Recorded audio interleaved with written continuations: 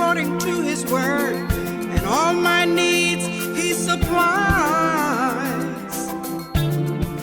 All right, greetings to you again. I tell you, this has been one eventful month for all of the United States. And it has definitely been an eventful month for God's children. There has not been a day that has gone by when his children who prayed to him have not been answered. That's what I'm talking about today. Praying, prayer, and how you do it. When I was a child, we always had a song that we would sing in church. I know prayer changes things. Now there's a new version of that song out, and I don't know who's doing it, but it is also a very truthful rendition of the song. I have to take that off. I can't stand it all the time. I work with it 8 hours a day.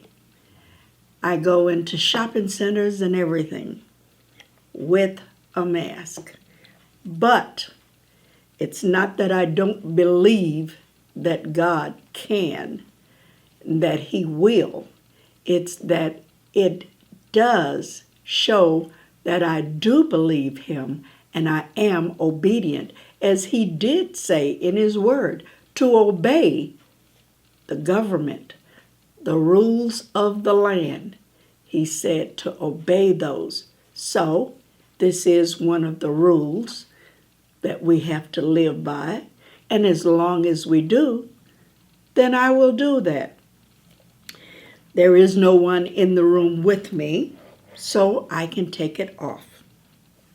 Back to my subject, which is prayer. Praying and prayer. How you pray has a large effect on what you receive. The song that we sang when I was growing up is, I know prayer changes things. I know prayer changes things. Men are to always pray and never faint. I know prayer changes things. Righteous prayer changes things. Righteous prayer changes things. Men are to always pray and never faint. I know prayer changes things. That song meant a lot back in the day when I was growing up. And it still means a lot today, simply because we are supposed to be praying without cease. And we also know the benefit of prayer is for us that believe and doubt not. Our scripture tells us that we should pray without ceasing. That's 1 Thessalonians 5:17. Rejoice evermore is what he says in 16. You're going to rejoice because you have prayed and you are receiving all the time. And while you're receiving all the good, you're definitely going to be rejoicing evermore. And it's going to make you want to continue to pray, because the results of what you prayed for is what you're getting all the time and able to rejoice about. This was Paul speaking, but at the same time, he was letting us know, oh yes, there is good to be in prayer. It's nothing wasteful or meaningless about praying. If that was the case, we wouldn't be in the condition we're in right now. You could say, But we're in a sad state because the virus, COVID-19, is taking over and so many people have died. But you're alive and talking about it. So you should rejoice evermore and continue to pray for his healing of this land, for his deliverance from this COVID-19. It's not that he can't do it, because he says he could do all things. And so can we, as long as we believe and doubt not. Pray without cease. Doubt not. There's no other way to explain it, no other way to receive it than the way he says it, because he's already proven that he can do it. And he told us to be careful for nothing. This COVID-19, to him, it is nothing. To us who believe and doubt not and pray without ceasing, it is nothing. Because we're here, we're alive, we're well, we're going from one day to the next, doing our jobs. We are spreading his word. We are an example of believing and praying without ceasing, because he promised. This is what we can get from it. When we pray without ceasing, and we believe and doubt not, there's nothing that we could ask for that he would not give. Anytime you believe in someone, just like we sat around and believed that a stimulus check was coming, we were so happy when it came. We believed it was coming because we heard it on the news. This is news. This book right here is the news we have to live by. His news, for one simple reason. It's his written word. He sent it to us to live by, to reflect on, to review, to keep ever more present in our minds, in our hearts, to read it, to go over it daily so that we don't faint. We don't lose hope. Why? Because he is our hope. He is everything. Without him, there is nothing. No reason to live, no reason to hope for, no reason to expect. But because we believe in him, we can go ahead and pray to him, because he has already proven himself in more ways than one, more than one time. He did it for the Israelites. He showed the Egyptians, just like he did it in the United States back in the early 1900s. And he's doing it again. He wants our attention. He wants us to remember what and who he is and what he is capable of. But he would not do it to us as long as we believe in him. The only time he takes us is when he is ready for us to reign with him, to be with him, because we have already proven that we believe in everything he said. We've lived by everything he said. We've trusted. We did not doubt anything that he said in his word. We know we're going to rejoice because we prayed without ceasing for the good things, for the best things for our lives, for our families. And he gave us that. He delivered those things to us. So then we can go ahead and sing the song that prayer changes things, no matter how bleak it looks. As long as you're praying and believing in what you're praying and reminding him of his word while you're praying, you know you're going to get the results of what you prayed for. It went years and years that members of my family, one in particular, wanted to purchase a house. He thought about it, and he said, one day I'm going to. One day I'm going to. Filled out paperwork and checked to see what the veterans benefit was going to be for him, so he would know approximately what price to be looking for in a house. That was years ago. But he never lost faith. He kept believing that one day God would bless him with the house.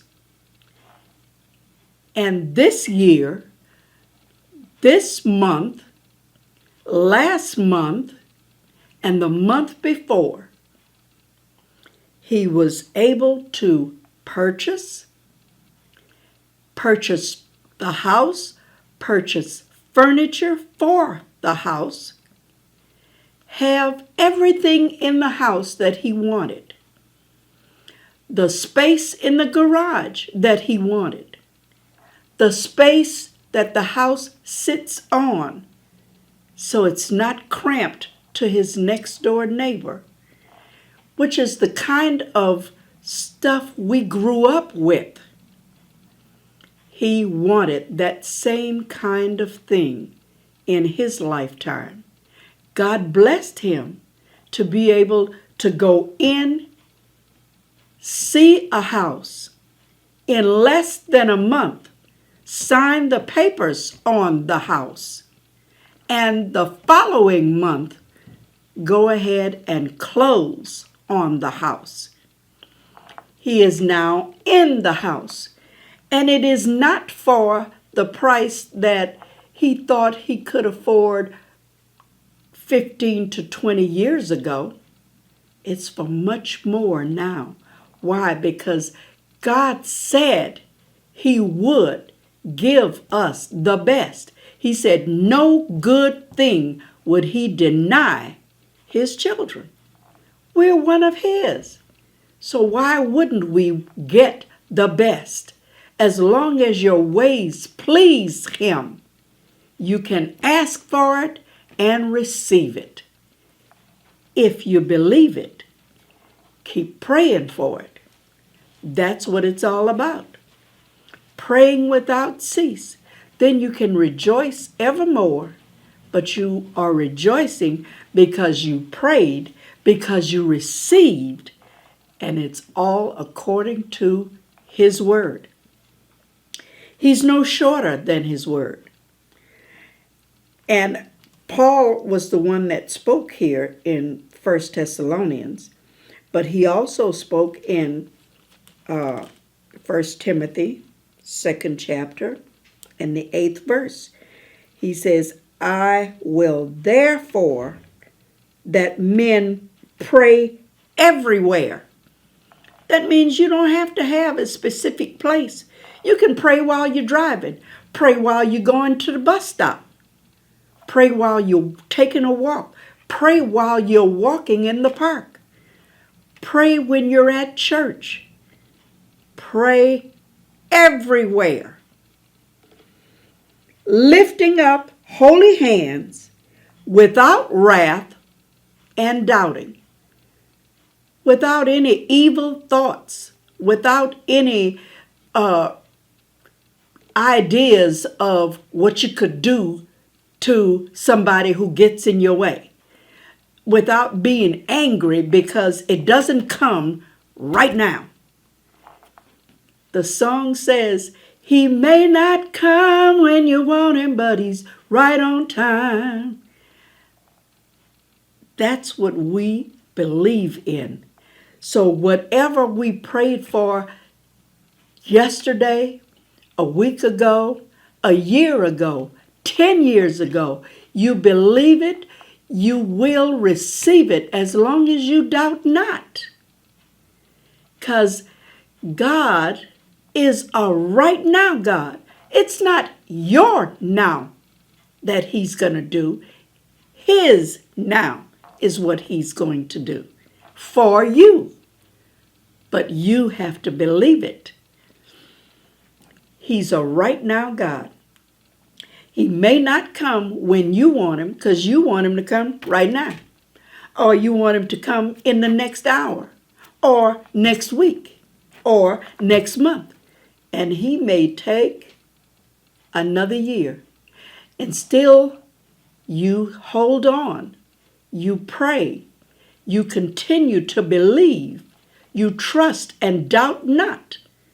No matter how bad it gets. Because with the pandemic of COVID-19, you're thinking that this is the worst time of my life. I couldn't possibly get anything. God is not in the blessed business right now. Oh, yes, he is. Because this is the time that he chooses to bless whom he chooses. If you're still believing, trusting, and not doubting, he can bless you in a dynamic way. Why? Because you prayed without ceasing. Everywhere you went, you were lifting him up. You weren't saying, well, yeah, I know he can. He didn't do it for me, but maybe he'll do it for you. No. Whatever you asked him for, he will do it for you. Just like he could bring the child back from death. Just like he brought Lazarus back. And Lazarus had not only been dead, but he had been buried. 4 days he had been in there. How much more dead do you want proof of? And still, he stood out there, even though Mary and Martha said, there's no need. He's already been dead 4 days. You should have come sooner. We're thinking to ourselves, he should have come sooner. He never should have let this kind of virus come upon us. Did you think about what you were doing for him? Were you praying? Were you lifting up holy hands? Were you believing? Were you trusting? Were you praying everywhere? Were you spreading his news everywhere? That's what he wants. And until we do it, we're still going to have to deal with whatever he sends us. The way we deal with it is going to show in how he blesses us. If you're strong in the faith and you believe in what you're praying for, he will send it to you. Not 50, not 60, but 100%, 100-fold what you ask for, you will get. More than 100-fold is what my family member got. He wasn't thinking of a house that cost as much as he's paying for a house. He is buying a house that costs much more than he ever thought of. But the house has everything he asked God for. He asked him for it 20 years ago. He didn't lose faith in God giving it to him. He just kept waiting and being nice and being prayerful, not any wrath or doubting for anyone or against God. Like, oh yeah, I prayed to you, Lord, but I don't know. I don't think you're going to do that for me. I guess I didn't do what you wanted, so I don't guess you're going to do it. He never went to that extreme. He always believed that whatever he prayed and asked for, that's what he was going to get. He didn't worry about robbing and stealing and thinking that, well, I could get it. All I got to do is pull this job. Knowing that the job is a wrong one. All I got to do is just do this one thing and I'll have enough money and I can go ahead and buy what I want. Because at the same time, you could go ahead and pull the job and buy what you want. It's getting it your way, because down the line, it'll be taken back from you in the twinkling of an eye. Why? Because it wasn't God's way. It wasn't the way God intended it to happen. He waited. Not only is he in a house that's more than $50,000 or more than $100,000. No, he's in a house that's 3 times as much as he ever thought he would be in. In an area that is peaceful, where he can sleep at night, and still in the middle of the night, he is saying, thank you, Jesus. Lord, I thank you.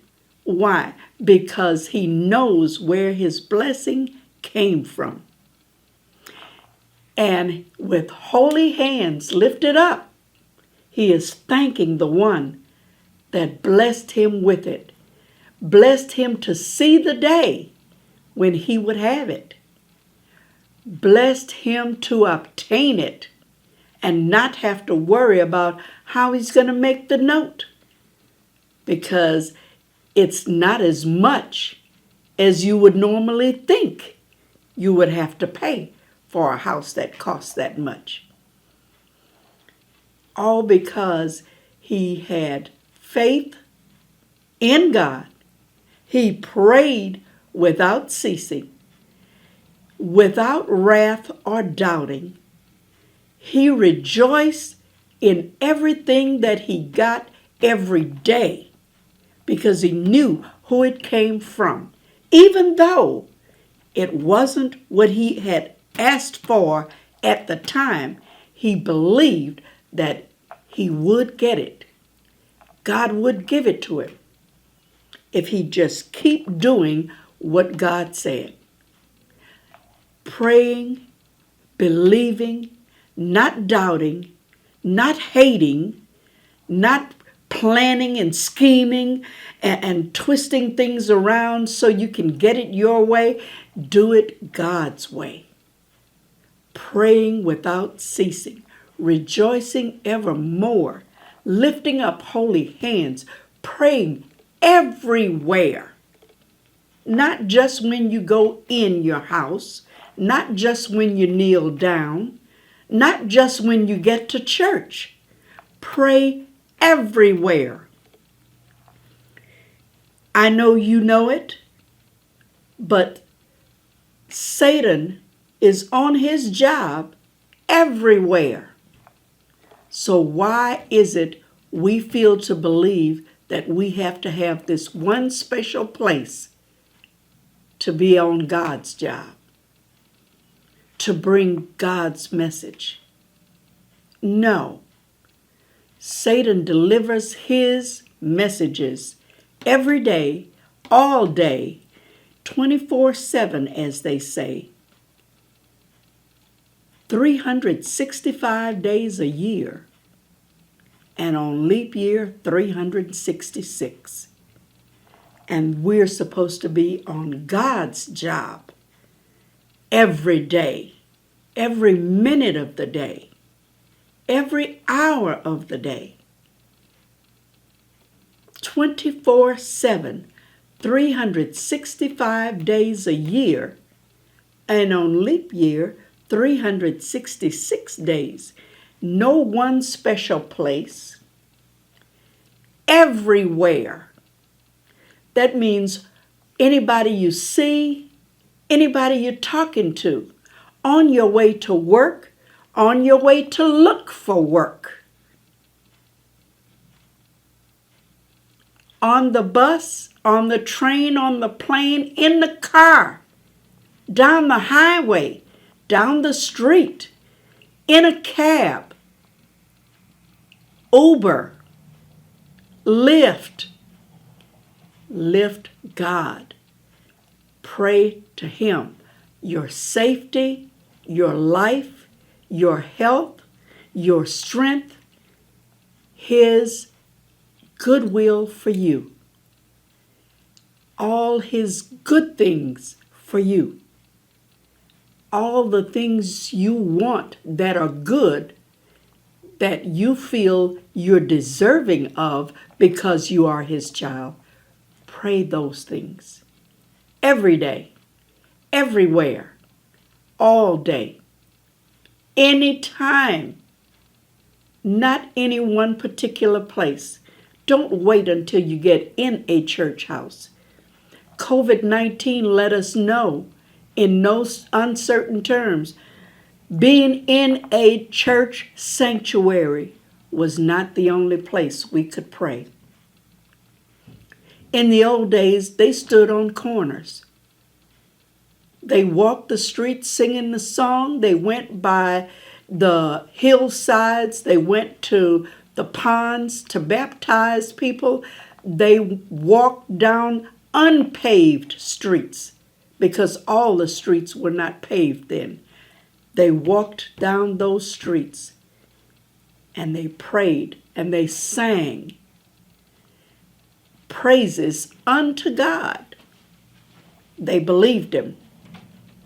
They knew the results of what they were going to get. Sooner or later, they were going to get it. Since they believed it, they acted upon it. Not just when they came into a sanctuary. Try it. I know prayer changes things. I know prayer changes things. Men are to always pray and never faint. I know prayer changes things. Righteous prayer changes things. Righteous prayer changes things. You ought to always pray and never faint. Righteous prayer changes things. Try it. You'll see the results. And it won't be long in coming. Just trust Him. Believe Him. Pray without ceasing. He'll do it. Believe me, He'll do it. Until the next time, do it.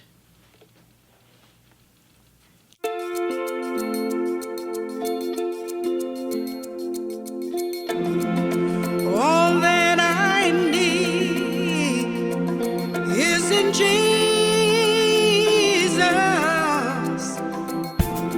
He satisfies my desires according to His word, and all my needs He supplies.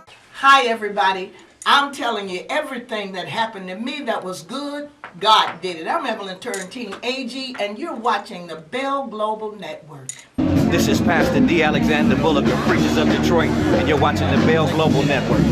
This is Bishop Edgar Van of Second Ebenezer Church in Detroit, Michigan, and you're watching the Bell Global Network.